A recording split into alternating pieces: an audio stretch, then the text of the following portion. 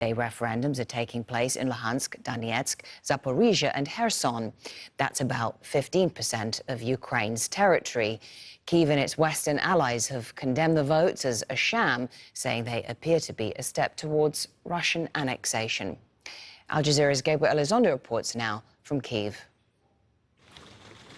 In the Donetsk region of Ukraine, a Russian-appointed election official tours a polling station. This is one of 4 regions where people are voting to join the Russian Federation. We grant the right to vote to all citizens of the Donetsk People's Republic, as well as abroad.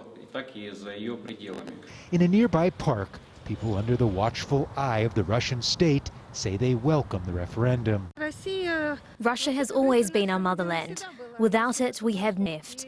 Ukraine abandoned us long ago. There are no international election monitors, only those invited by Russia. Media have been tightly controlled. Many Western analysts say it's nothing more than an exercise by the Kremlin to shape how people think about Russian-occupied parts of Ukraine. This is no referendum. This is no expression of will. But at the same time, they want to save face, meaning getting observers, meaning filming stories of workmen voting at polling stations, the protocols being written and so on. This is kind of an imitational democracy model where pictures are important. In some areas, Russian-installed officials said they would be going door to door with police to invite residents to vote. Critics say it's clear intimidation.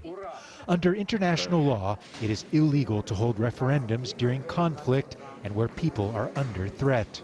Most countries, as well as international bodies such as the European Union and United Nations, have said they won't recognize the results. The head of Ukraine's election commission has told us the vote violates the constitution. There are no legal mechanics in the Ukrainian constitution to give up territories. This is completely unconstitutional. Under martial law that we live under now, it is prohibited by Ukrainian laws to organize any referendum on our lands. In 2014, Russia held a referendum in Crimea, in which it alleged 96% of the people voted to join the Federation. 5 days later, the annexation of Crimea was signed into law.